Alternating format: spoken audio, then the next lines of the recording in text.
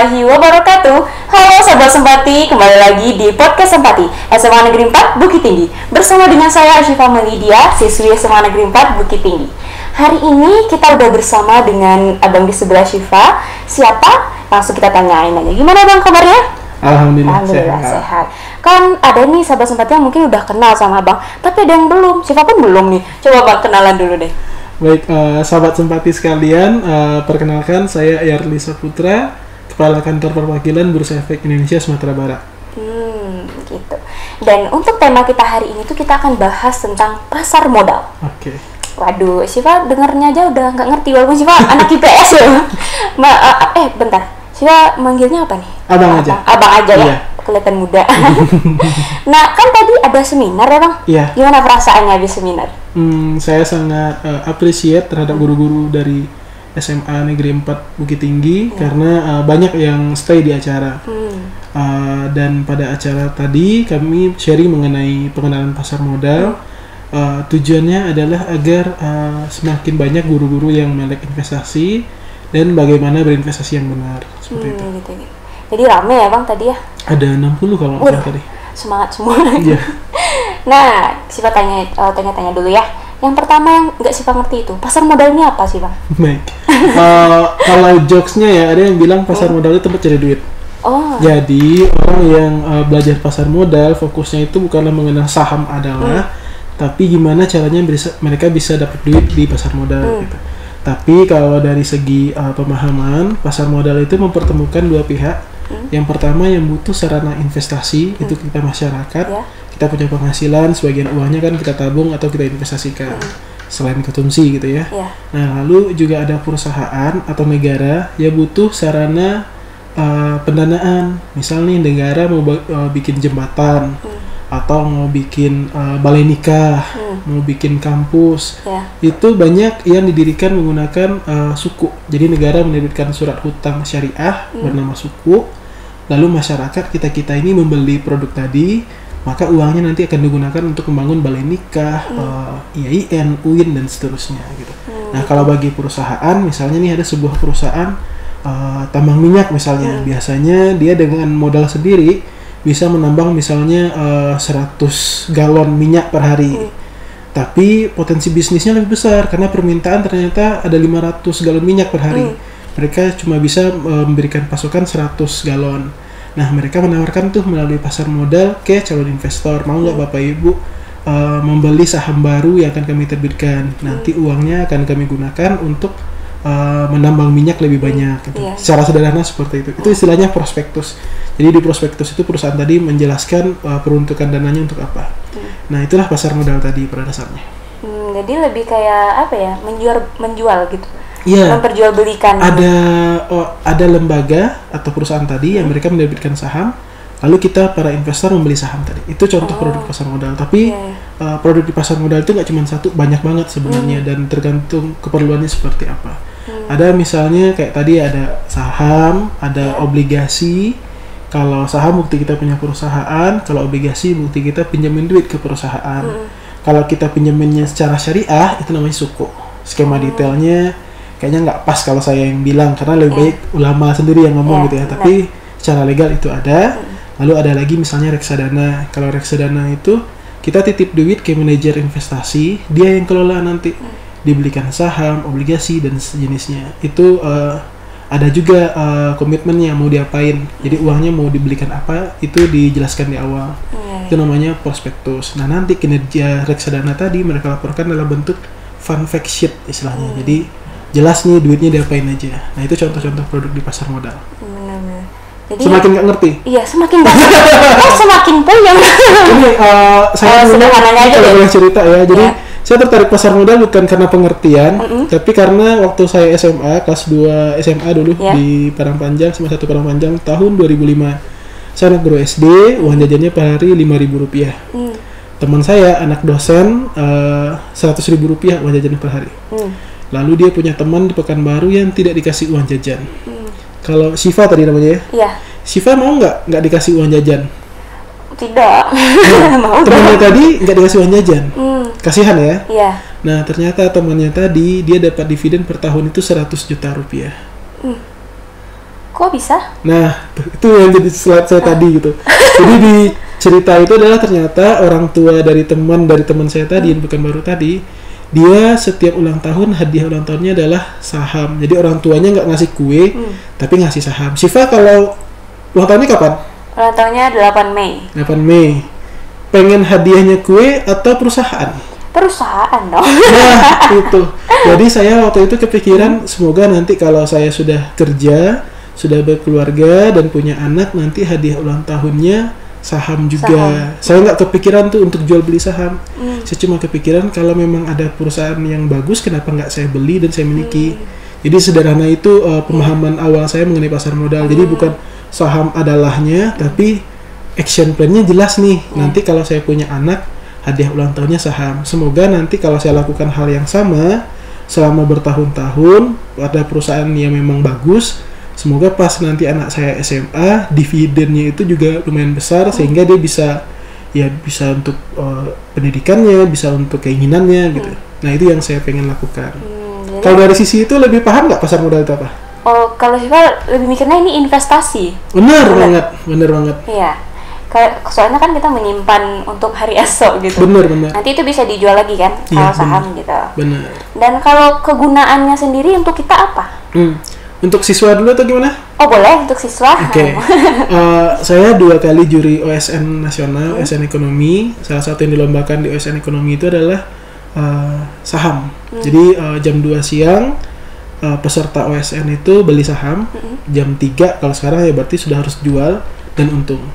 Waktu 2016 saya jadi juri di Palembang, itu yang untung cuma 2 orang. Satu anak dosen ekonomi UI, bapaknya yang ngajarin.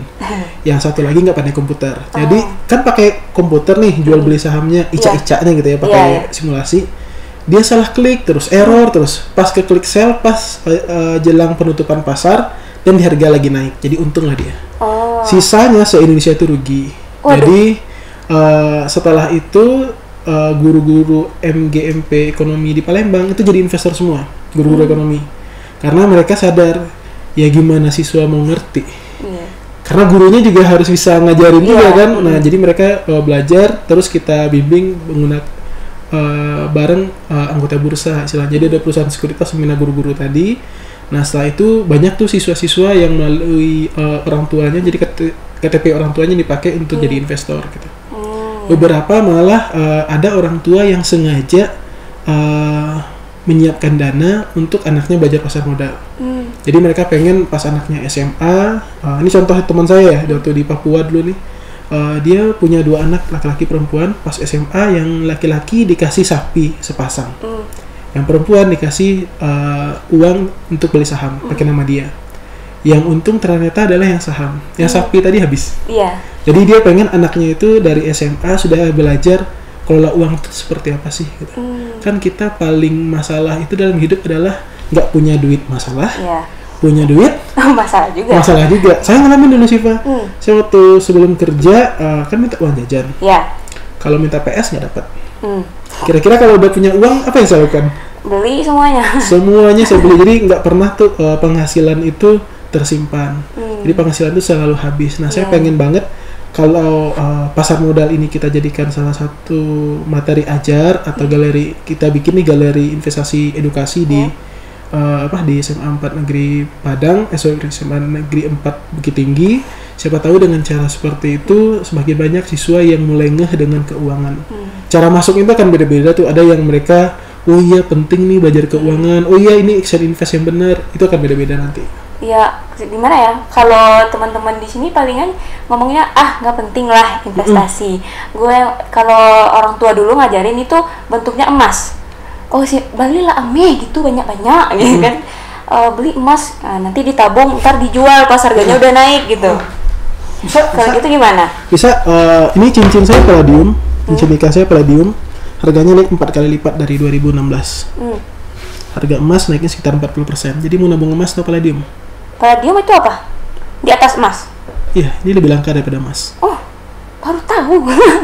Jadi investasi, tabungan, atau jenisnya itu banyak banget sarananya. Ada yang liquid, ada yang tidak, ada yang susah. Ini kayak palladium ini jarang orang mau beli, tapi harganya naik.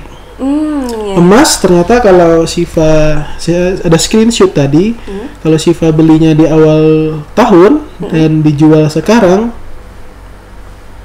ini ya, year to date-nya minus 5,89%. Artinya harga emas sebenarnya kalau kita beli Januari, kita jual sekarang, kita rugi 5,8%. Kalau kita simpan setahun dari berarti September tahun lalu ya, kita ruginya 12,6%. Kalau kita simpan 3 tahun, kita untungnya 37%. Jadi investasi emas pasti untung nggak? Ini harga emas beneran dalam rupiah loh, bukan ngarang loh, beneran harga di toko emas kayak gitu. Oh beneran? Ya, jadi pasti untung nggak beli emas? Lumayan kalau apa ya, waktunya pas kali ya. Beli emas tahun 2011, dijual tahun 2016 masih rugi.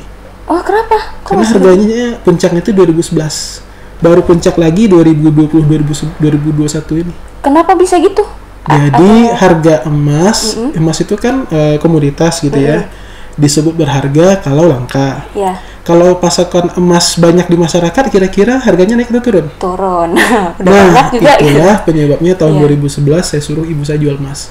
Jadi ketika puncak saya suruh jual emas. Jadi belajar keuangan, belajar investasi ini, pasar modal ini cuma batu loncatannya. Biar kita lebih banyak mengenal aspek yang bisa membuat kita untung atau menghindari kerugian tadi.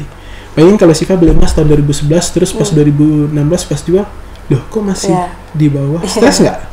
Iya dong, depresi. Padahal taunya emas harganya naik nggak? Iya.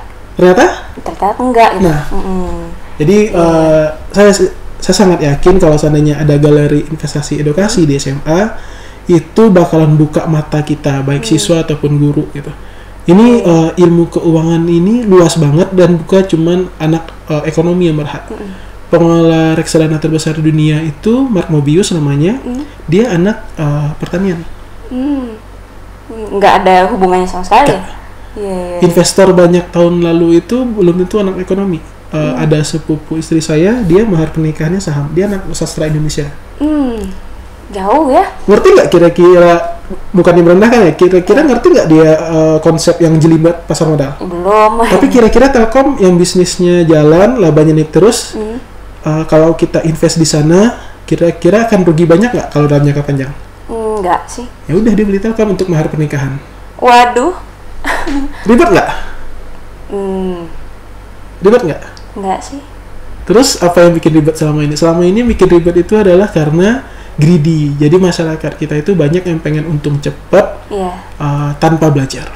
Jadi saya notice nih teman-teman sekalian, investasi saham itu sederhana tapi tidak mudah. Teman-teman harus sabar dan disiplin sadis gitu, agar bisa survive. Pinter doang nggak jamin. Ada PhD, doktor, akuntansi, kelola duit rugi. Yang tadi untung. Anak pertanian, karena itu tadi sabar dan disiplin. Kalau memang perusahaannya bisnisnya bagus ya kita bersabarlah simpan. Bisa jadi harganya lagi tren turun sekarang. Tapi kalau perusahaannya jelek, tren harganya lagi naik, beli nggak? Enggak sih. Gimana ya? Dia kan jelek ya. Ini harganya 100 nih, rugi terus perusahaannya, hutang banyak, terus harganya naik ke 4.000, beli nggak? Enggak. Beli nggak? Bayangin ntar kalau jadi 50.000 gimana? Waduh. Ayo, beli nggak?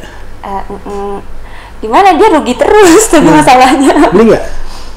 Enggak deh. Nah, ternyata ada yang dari 100 ke 4.000 balik lagi ke 100, dan di harga 4.000 ada yang minjem duit ke temannya 4 miliar, lalu bunuh diri. Waduh. Karena itu tadi, banyak orang masuk ke pasar modal ini cuman mengejar keuntungan cepat, dia merasa urat judinya kuat istilahnya gitu. Padahal pasar modal bukan tempat judi, tapi berapa orang tuh merasa kalau dia trading pasti untung, padahal enggak gitu. Bagi kebanyakan orang, cara yang paling saya sarankan adalah konservatif. Kita invest secara rutin pada saham atau reksadana yang memang reksadana yang berbasis indeks yang bagus lah gitu, secara rutin. Dan teorinya di buku Random Wall Street itu yang terbaik. Jadi kita nggak harus memiliki pengetahuan yang sangat luas sekali, nggak harus, tapi basicnya harus ada. Isi basic pasar modal ini ya. Jangan sampai udah jelas nih perusahaan rugi, utang banyak, dibeli juga, harganya turun stres gitu, harganya naik senang, padahal udah jelas naiknya nggak beralasan. Berarti kita harus lihat dulu ya ke bawah. Fundamental perusahaannya jelas dulu. Iya, gitu. Di bagian dalamnya gitu gimana gitu. BRI bagus nggak kira-kira? Apa? BRI bagus nggak kira-kira? Labanya BRI naik terus, bagus. manajemennya jalan, kantornya jelas ada di mana? Iya. Bagus nggak? Bagus. Kalau kita beli BRI terus harga sahamnya turun 50%, stres nggak? Nggak terlalu sih, karena gimana? Tambah beli nggak? Lumayan, boleh. Nah, Iya. harusnya itu yang dilakukan kan. Tapi banyak orang yang datang ke pasar modal nggak itu yang dilakuin. Biasanya apa? Ya, Cari itu untung tadi, aja gitu. dia cuma lihat kode saham sama tren harganya, tapi dia nggak tahu ini perusahaan apa, iya. bisnisnya gimana, prospeknya gimana. Dia cuma beli aja lah, tren lagi naik. Ntar pas turun dia ngamuk tuh. Banyak sekarang hater saham di Instagram yang lainnya tuh, mereka menyalahkan analisa fundamental, udah nggak relate lagi. Sekarang kita nggak perlu tuh analisa fundamental, cukup lihat kodenya aja, udah itu aja. Itu menurut saya nggak tepat. Padahal itu kan salah ya. Kita harus lihat dulu ya gimana bentuknya itu yang mau kita beli gitu. Barangnya belilah warung yang memang warungnya jalan, Iya. bukan warungnya berjalan ya. Iya, itu lain lagi itu. Nah, kalau misalnya sih mau apa ya? Masuk ke pasar modal. Bentuk-bentuk pasar modal itu apa aja sih? Oke. Ada dua, pasar perdana dan pasar sekunder. Kalau di pasar perdana itu kita membeli saham, nanti uangnya pergi ke perusahaannya. Misal nih tahun 2003 BRI IPO, initial public offering. Jadi sebelum 2003 pemilik BRI itu pemerintah Indonesia. 2003 ditawarkan ke masyarakat. Nah, kalau kita beli tahun 2003, misalnya kita beli saham BRI pas IPO misalnya 100 juta, maka uang 100 juta itu akan pergi ke BRI. Bisa BRI gunakan untuk pengembangan bisnisnya. Tergantung apa yang diisi oleh mereka di prospektusnya. Jadi mereka ketika minta duit ke masyarakat, mereka harus infokan nih duit mau diapain, bukan buat jajan manajemen, nggak bisa gitu. Jadi beneran apakah untuk pelunasan hutang, pengembangan bisnis jenisnya, mereka harus komit ke arah sana. Nah, kalau di pasar sekunder, kita kan udah beli nih di pasar primer tadi. Iya. Terus saya mau jual nih ke Siva atau ke orang lain, nah itu namanya pasar sekunder. Jadi sekali pasar primer, setelah itu tercatat di bursa, itu namanya pasar sekunder. Nah, kita kebanyakan para investor itu bertransaksinya di pasar sekunder. Karena kan cuma sekali, saham baru 700 kan nggak mungkin kita cuma 700 kali transaksi kan. Jadi ya kita transaksinya secara rutin, misalnya di saham-saham yang sudah tercatat di bursa. Kalau biasanya keuntungannya apa sih kalau kita pasar modal ini? Oke. Masing-masing produk investasi itu kan beda-beda risiko dan potensial gainnya. Kalau risiko dulu deh, risiko dari saham misalnya gitu ya, fokusnya di saham aja. Risiko kita investasi saham, perusahaan itu bisa bangkrut. Atau harga sahamnya juga bisa turun. Nah, kita beli harga 1000, terus harganya turun ke 700. Jual nggak? Jual enggak. Tergantung. Ada orang yang beli di harga 1000 karena dia berasumsi tren harga sahamnya lagi tren naik. Nah, kalau orang seperti ini biasanya menggunakan analisa teknikal. Ketika harga saham turun, trennya patah, maka seharusnya mereka cut loss. Karena sudah tidak sesuai dengan rencana awal mereka. Tapi kalau seandainya dia beli di harga 1000 karena dia melihat fundamental perusahaan dan harga wajarnya kayaknya 4000, pas harga turun ke 700 pun mereka seharusnya happy-happy aja untuk nambah beli. Karena kita nggak pernah tahu harga saham itu akan naik atau turun, nggak pernah tahu. Tapi asumsi umumnya adalah kalau perusahaannya memang bagus dalam jangka panjang harganya akan naik. Gitu. Setidaknya kan ada potensi bisa dapat yang kedua nih. Tadi risiko ya ada dua, ada ada bisa bangkrut, bisa harga saham turun atau cut loss kita actionnya nanti. Kalau potensial gainnya yang pertama adalah harga saham bisa naik atau capital gain. Yang kedua adalah dividen. Dividen itu bagi hasil kayak tadi. Jadi kalau perusahaan itu bisnis jalan, kan ada saldo laba. Kalau di akuntansi ada itu kan saldo laba atau laba ditahan. Nah, nanti awal tahun depan atau bulan Maret misalnya atau bulan Februari ada kan itu RUPS, rapat umum pemegang saham. Nah, di RUPS itu akan ada nanti keputusan dari para investor. Nih saldo laba berapa nih, terus mau diapain gitu. Itu akan ada di situ. Bisa dibagikan semua sebagai dividen atau sebagian, atau nggak ada yang dibagikan sebagai dividen sama sekali walaupun perusahaannya lagi untung. Gitu. Nah, kalau misalnya Syifa atau mungkin teman-teman sahabat Sempati semua itu mau masuk ke dalam pasar modal, kami harus mempersiapkan apa? Yang pertama, sampai sekarang di peraturannya OJK untuk jadi investor minimal punya KTP. KTP. Syifa udah punya nih, bisa nih? Bisa. Tinggal diinstal aplikasi sekuritasnya. lalu register di sana. Ada yang sudah bisa menggunakan aplikasi online tradingnya ya. Jadi tinggal diinstal di Play Store atau App Store, download di sana, register di situ. Oh, itu aplikasinya satu untuk semua atau banyak jenisnya gitu? Ada yang diinstal untuk di handphone, ada yang untuk di komputer, ada yang juga tergantung perusahaan sekuritasnya. Jadi mereka punya layanan berbeda. Kayak WhatsApp lah, WhatsApp ada yang bisa di handphone, ada di web, macam-macam gitu. Tapi fungsinya ya untuk transaksi, untuk lihat portofolio dan seterusnya. Nah, lalu kalau sudah punya KTP udah bisa register, lalu tentunya harus punya juga nih buku tabungan. Oh, ntar masuk duitnya kemana? Dan namanya harus sama. Oh, jadi nggak boleh ganti-ganti nama ya? Boleh, tapi ya janganlah ya. Nama kerjaan. Ini pesannya teman di Dukcapil juga, janganlah ganti nama, bikin duit sendiri. Satu aja cukup. Iya. Jadi asal sudah punya KTP sudah bisa jadi investor. Nah, kalau investornya mahasiswa, siswa, guru, itu akan dipermudah. Karena kan asetnya nggak banyak, niatnya juga paling belajar gitu ya. Tapi kalau misalnya dia adalah orang high profile, depositnya rencananya 100 miliar, dia pejabat, dia aparat, nah itu high profile, bisa jadi pembukaan rekening efeknya akan lebih lama, akan ada proses tanya jawab yang lebih dalam gitu. Nanya ini duit siapa sebenarnya, masa bapak punya duit 400 miliar, kerjaan gaji cuman 10 juta, itu kan akan ditanyain seperti itu. Tapi kalau dia bisa melewati itu semua, maka bisa buka akun gitu.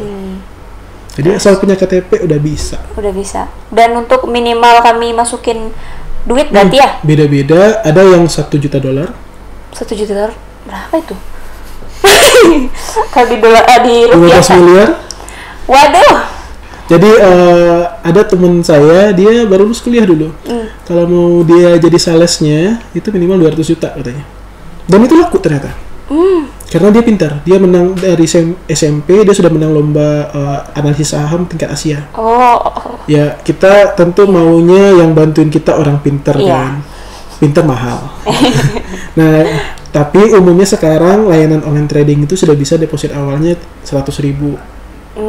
Itu bukan untuk si perusahaan sekuritas, itu untuk dipakai untuk beli saham. Mau depositnya lebih dari itu juga silahkan. Misal nih Telkom harganya sekarang 3.400 misalnya.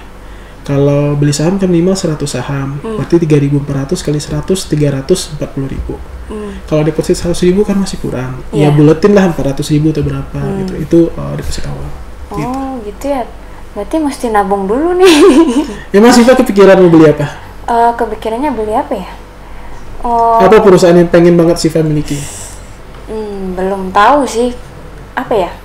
Pertamina kali? Pertamina belum IPO. Oh belum. Terus apa dong? Yang untungnya banyak dong? Biasanya mikirnya gitu ya. Yang untungnya banyak langsung gitu. Nah, kita di Bursa Efek Indonesia, websitenya idx.co.id, itu laporan keuangan perusahaan dan ringkasan performa perusahaan itu ada di situ. Bisa di-download tanpa perlu register. Jadi kita bisa tuh download laporan keuangan Telkom dan laporan tahunannya, kita bisa tahu bisnisnya gimana, rencana bisnisnya gimana, evaluasi rencana bisnisnya gimana. Dari situ bisa kita ambil kesimpulan, oke atau enggak nih perusahaan, murah atau enggak gitu. Nah, di Bursa Efek Indonesia kita punya kelas namanya aktivasi investor. Ada kelas analisa fundamental, analisa teknikal, market outlook, semuanya gratis. Dan 2 tahun ini kebanyakan online. Jadi Siva, teman-teman Siva bisa sambil tiduran rebahan di rumah gitu ya. Bisa lihat Zoom, belajarnya gini kalau mau lihat perusahaan bagus atau enggak gitu. Iya, gitu. Berarti Siva perlu banyak lagi belajar nih. Soalnya tadi banyak yang nggak ngerti gitu. Harus invest di sini dulu ya, sebelum invest di uangnya gitu. Takut. Jangan sampai kita FOMO.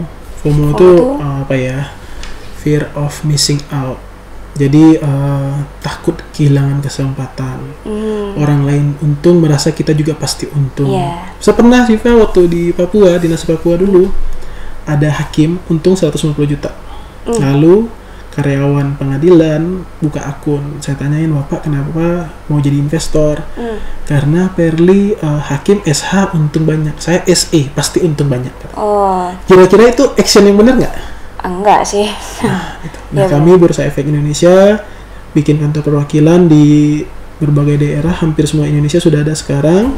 Terus bikin galeri investasi juga, udah lebih dari 400 pihak, kebanyakan kampus. Semoga tahun ini bisa dengan SMA Negeri 4 Bukit Tinggi. Tujuan untuk tadi kita edukasi terus, dan edukasinya ini bisa jadi 3 tahun kita kerjain edukasi, baru si peserta edukasi itu oh iya penting invest. Jangan kan gimana actionnya ya, mungkin pentingnya itu baru 3 tahun tuh. Jadi itu aja kerjaan kita terus tuh. Kita nggak ngejar transaksinya, kita cuma memberikan pengetahuan yang benarnya aja. Karena kita perlunya pengetahuan dulu, baru bisa benar. Dan ini Syifa, ini kalau boleh share dikit, teman saya edukasi di salah satu provinsi. Jadi kan syarat buka rekening tadi kan KTP, ditanyain KTP adik mana? Tinggal di rumah. Tidak ada, tinggal di rumah kan. Kalau kakak lagi kerja. Kakak itu maksudnya apa? Kakak? Kartu keluarga kan. Kakaknya lagi kerja. Jadi kan syaratnya KTP nih. KTP-nya tinggal di rumah. Kalau kakak kan ditanya kakak itu maksudnya ada dokumen lain yang bisa memverifikasi dia beneran nomor NIK-nya itu gitu kan. Kakak lagi kerja di rumah gitu. Kadang kita untuk bisa bekerja di pasar modal sama kayak perbankan. Kalau Syifa datang ke bank, gampang nggak layanannya? Iya. Gampang kan? Bekerja di belakang layar gampang nggak? Enggak. Nah, pasar modal juga seperti itu. Untuk bekerja di pasar modal, itu kita harus memiliki sertifikasi profesi macam-macam gitu. Harus punya izin dari OJK. Pokoknya nggak mudah sebenarnya. Tapi untuk bisa jadi investor, kita si orang di belakang layarnya itu harus bisa deliver dengan cara yang mudah. Nah, sayangnya banyak orang yang mengira investasi itu semudah kita nabung aja tanpa perlu belajar, padahal kita harus belajar. Iya. Yang penting sih itu sih pengetahuannya dulu pertama ya. Baru nanti bisa kita mengaplikasikannya dengan benar, bukan dengan mencari keuntungan doang. Dan kalau untuk Syifa ataupun teman-teman semuanya, apa sih manfaat kita mempelajari si pasar modal? Kenapa kita harus belajar si pasar modal gitu? Pasti ada yang bertanya gitu kan. Ada sebuah rumus ekonomi, Y sama dengan C tambah S tambah I. Masih ingat nggak? Pelajaran awal ekonomi deh. Jadi penghasilan itu sama dengan konsumsi ditambah tabungan ditambah investasi. Harusnya gitu. Kebanyakannya Y sama dengan C masih kurang. Penghasilannya 3 juta, konsumsinya 4,5 juta. 1,5 jutanya ngutang. Itu kan nggak sehat. Nah, yang utama dari adanya galeri itu adalah menanamkan konsep tadi agar adik-adik dari sekarang nih belajar keuangan, bukan ketika nanti sudah kerja saja. Belajar keuangan itu untuk semua orang, nggak cuma untuk anak ekonomi, anak IPS, enggak. Pernah dengar kan ada atlet tinju yang ketika muda itu penghasilannya banyak, tapi pas tua jadi jambret. Kenapa bisa gitu? Karena itu tadi, dia pas muda punya penghasilan tidak dikelola dengan baik, nggak nabung dengan benar, foya-foya aja terus gitu. Harusnya kan tadi ada Y itu ada penghasilan aktif, ada penghasilan pasif. Aktif income kita kerja, dapat gaji. Pasif income kita invest atau kita bikin usaha yang nanti kita bisa dapat penghasilan tanpa perlu mendatangi usaha tadi. Syifa misalnya bikin ternak ayam. Nanti ternak ayamnya berkembang, bisa dapat duit dari ternak ayam tadi, atau bikin YouTube gitu kan, jadi jadi content creator bisa dapat duit. Nah, itu kan bukan sesuatu yang kayak kerja beneran yang umum lah gitu. Nah, harusnya aktif income tadi itu menutupi kebutuhan. Jadi konsumsi bersifat kebutuhan itu dari aktif income. Yang keinginan, konsumsi bersifat keinginan itu dari passive income. Harusnya seperti itu. Lalu kita harus nabung dan harus invest.